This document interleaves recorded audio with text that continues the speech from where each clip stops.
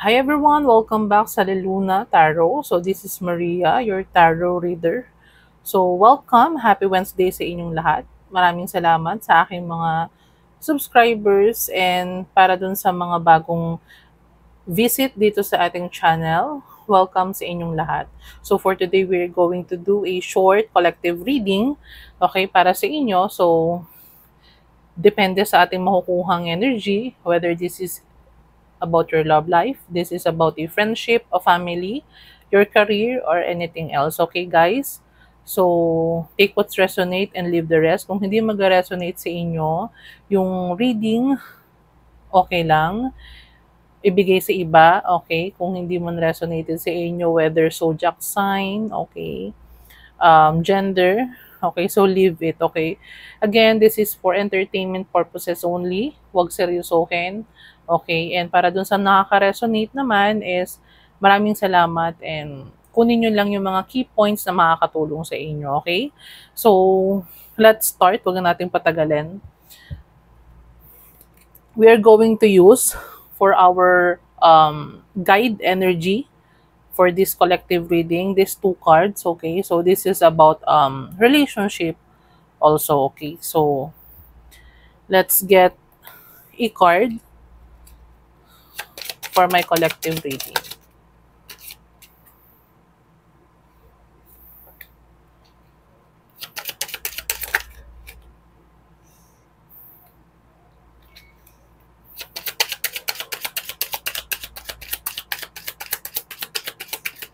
Okay. Oh. Signs. Okay. What I sense here first sa ating 3 cards na nakuha is there is a person, whether this is from past or um, from the present or a love situationship, okay? No no commitment, no wala kayong commitment pa nitong person na to, or sabi ko nga situationship, pero meron ako nasi-sense dito na karamihan is about this is a past person. Okay, so meron ako nakikita. This past person is pwedeng keeping tabs on you on social media. Okay. This person, another signs, okay, na ito yung person na to is this person, isinira yung tiwala mo. Whether ikaw to, na nasira yung tiwala or sumira ng tiwala. Okay. This person cheat on you. Okay. There is a broken trust here. Sinira nitong person na to yung tiwala mo. If you are the one who is cheated on, this person is spying on you on social media. And maybe with the signs of love or meanings, in reverse siya. So, pwedeng this person is pissed off or naiinis kasi nakikita niya na maybe you are moving on, okay? Meron ako nakikitang nagmo-move on na dito and happy. Siguro nagpo-post ka ng mga happy post, whether you are traveling or sabihin natin nag-glow up, nag-gym, or bumalik ka na ulit sa mga dating pinagkakaabalahan mo and you're happy. Okay, yun yung nakikita niya. So, let's see. Let's pull 3 card again dito sa ating deck na ito, guys. So, for my collective, give 3 cards for their initial energy, please. Okay.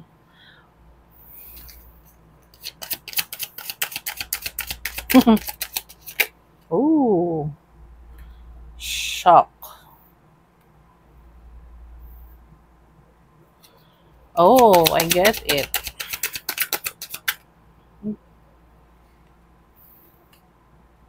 Ay. So, again guys, this is whether this person is obsessed sa'yo, okay? Or there is a codependent here, whether ikaw yon collective or itong person na to, this person is controlling, okay? One of ito yung mga sign na malaman mo na ito yung person na to kasi this person is controlling. This relationship or this situationship is toxic, okay? And this person is so shocked. Meron akong nakita na this person is very mayabang na akala niya siguro na hindi ka makaka-move on kasi meron akong nakita dito na masyado rin niyang dinidegrade or masyado niyang kinuha yung confident mo sa sarili mo. Kaya yung mga hindi mo nagagawa before nung kayo pa or nung may connection pa kayo is nagulat siya na okay ka na. Okay? This person is spying on you kasi nga tinitingnan niya kung siguro this person initially inisip niya na hindi ka na magiging masaya or sinabihan ka niya na hindi ka na magiging saya without me. Parang ganyan. Okay? So, take what's resonate, guys. Meron ako nakikita dito na this person is hiding a mask. Hindi niya matanggap sa sarili niya na this person still loves you, na mahal ka pa niya. Okay? Kasi this person is, ayaw niyang ipaalam na he or she is spying on you on social media. This person is still keeping tabs on you, whether you're in a communication or not dito sa person na to, okay? This person also can be a gaslighter. So, meron tayong nakikita dito, ang ginagaslight ka rito minsan na it's your fault. That's why yung connection ninyo or kung ano mang meron kayong, whether it is a relationship or a situationship, is kaya hindi naging maayos or hindi nag-work out is because of you. Okay? Pwedeng ipinaramdam niya sa'yo na meron kang mga pagkukulang. Okay? Sinasabi niya sigurong ikaw ang nagkulang kaya hindi naging okay yung relationship ninyo. Okay? Or hindi sapat yung pagmamahal or yung pag-aasikaso na ibinigay mo sa kanya. Okay? Meron ako nakita ditong transformation. So, for some of you, you are in a glow up process or in a transformation. So, kung ano ka, nung kayo pa, is nagulat siya na ibang-iba ka na ngayon. Na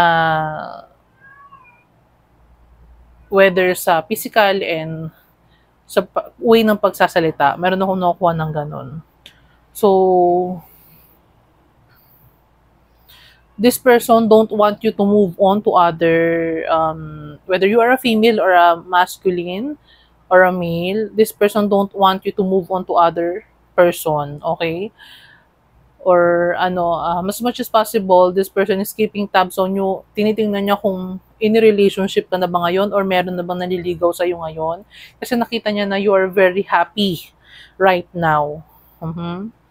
For some of you, this is there is a female ito, and for some of you, this is female, okay? So, bottom of the deck is healthy choices. Healthy choices, self-love and self-care, being happier, love, and life. So, yun yung sinasabi ko sa inyo. For some of you, kayo ay on the process of loving yourself, okay? You are in a self-care journey, which is, you are in a glow-up, whether losing weight or choosing healthy options, healthy set of friends, meron ako nakikita itong nag-cut off ng mga toxic relationship, toxic connections, okay? So, you choose yourself and siguro kung dati codependent ka dito sa person na to, meron ako nakikita na for some of you is you learned to be alone, okay? Na maging contented, whether if you are still single, na kontento kang mag-isa, okay? Masaya ka kahit na nag-iisa ka. And na-realize mo sa sarili mo na hindi mo kailangan ng maging in relationship para maging masaya. Okay? Kasi meron ako nakikita dito na there is a codependent. Okay? And bottom of this deck again is fated and meeting important connection. Okay? So for some of you, pinahalagahan mo ngayon yung mga connection na makakapagbigay sa'yo ng magandang sabihin nating outlook pa sa buhay. Okay? And then this person is scared also na baka makakilala ka na, okay, ng special someone. Kasi nga, maybe meron din ako nakikita na this person is parang nanghihinayang kasi malaki na ipinagbago mo kesa doon sa dating ikaw. Okay? So, let's see. Let's pull tarot card for this collective reading.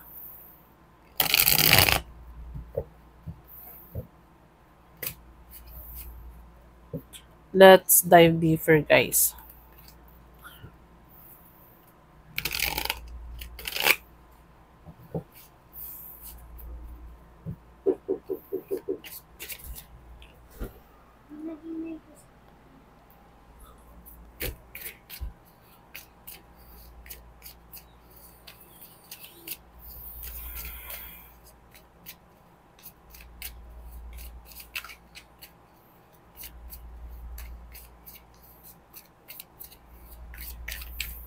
Okay. Collective, let's see.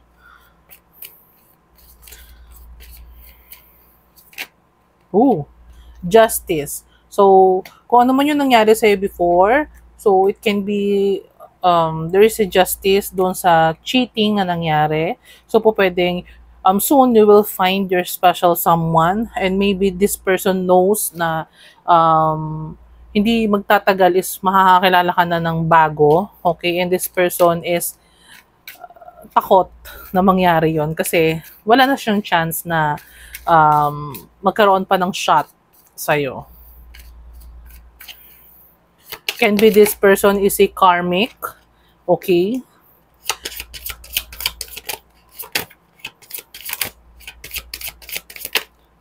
You give this person life lessons. Yeah. This person can be egoistic.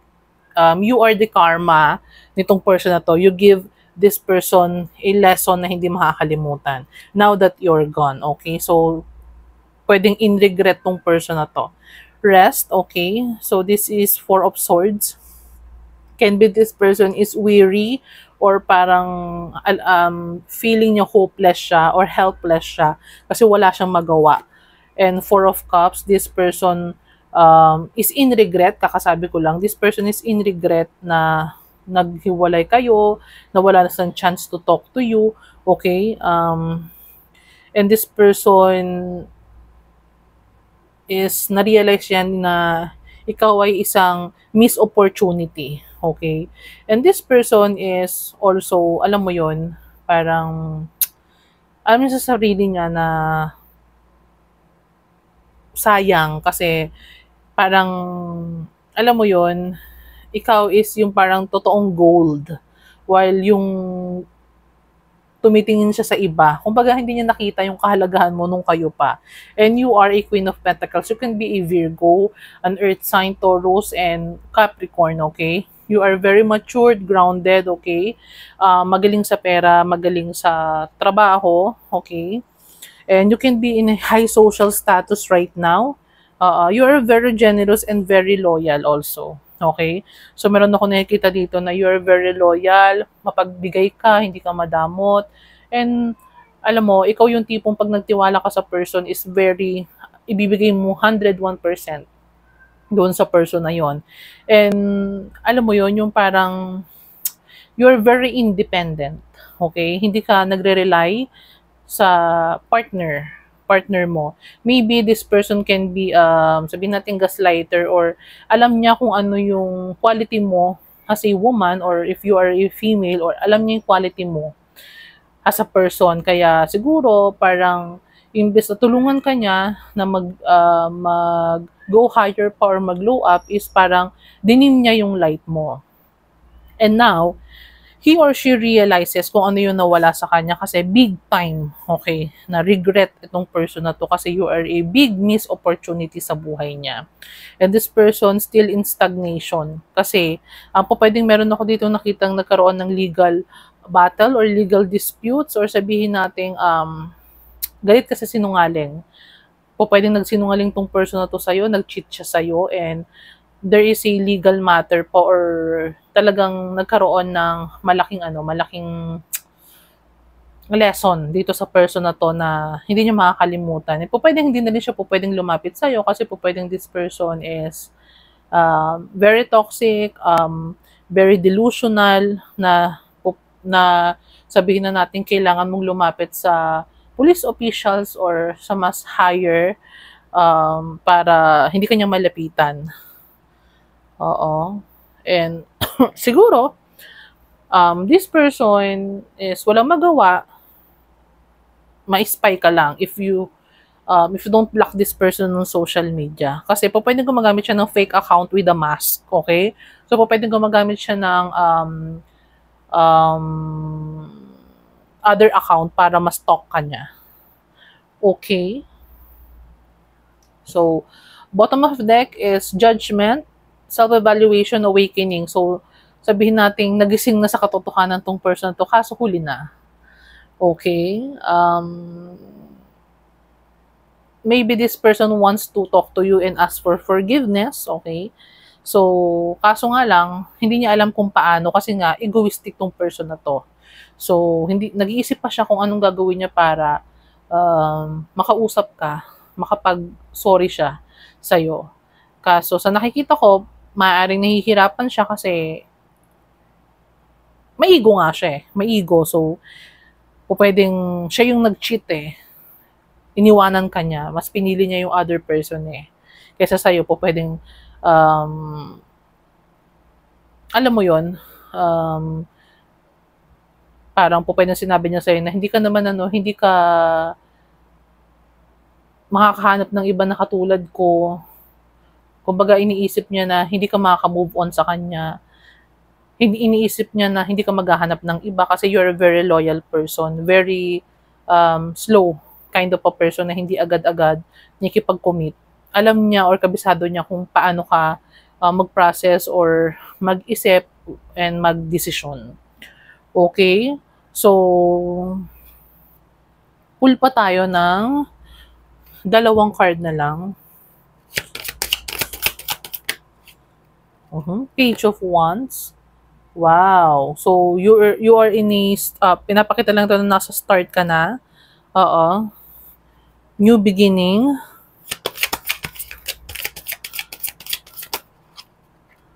Ay. Queen of Swords in reverse. Wow. This person is gossiping about you. This person is, sabi ko nga sa'yo, gaslighter to eh. This person is gossiping about you. Pwedeng nag-spread siya ng mga malicious news. Sinisiraan ka niya sa ibang tao. Binahiran niya yung personality mo. Pwedeng siya naman talaga yung may kasalanan pero pinalalabas niya na ikaw yung may kasalanan kasi nga this is a toxic person. Toxic connection. Okay? So, collective, alagaan ninyo yung peace ninyo, alagaan ninyo yung space ninyo. So, kanina nga may healthy options na loba. So, ibig sabihin, as much as possible, if this person is nakaka-apekto sa mental health ninyo, keep your distance dito sa person na to as much as possible. Kasi, meron ako nakita dito na still this person is hindi nagbago. Okay, though merong pakurot-kurot na nare-realize niya na malaking kawalan ka talaga, missed opportunity ka talaga sa life niya. Kaso, meron ako nakita dito na hindi pa rin niya lubusang matanggap sa sarili niya yon na you are a Queen of Pentacles. You are lovable, you are, alam mo yon, sabihin nating one of a kind, na hindi basta-basta na babae or lalaki. Okay? So, tinitingnan pa niya kung maybe this person is tinitingnan niya kung may pagmamahal ka pa ba sa kanya. Kasi, this person is obsessed, guys, ha. Hindi niya maiwasan na tingnan ka palagi sa social media. If you are posting photos or images of you traveling, ganyan, ha. So, again, this is a short collective reading. So, I hope nag-resonate sa inyo to, guys. And, abangan ninyo yung i-upload natin ulit na collective or pick a card reading. So, it's nice to be back. And thank you so much sa mga subscribers ko. And still nakasubscribe pa rin sa channel natin. Magiging active na po ulit yung channel natin. Huwag kayong mag-alala.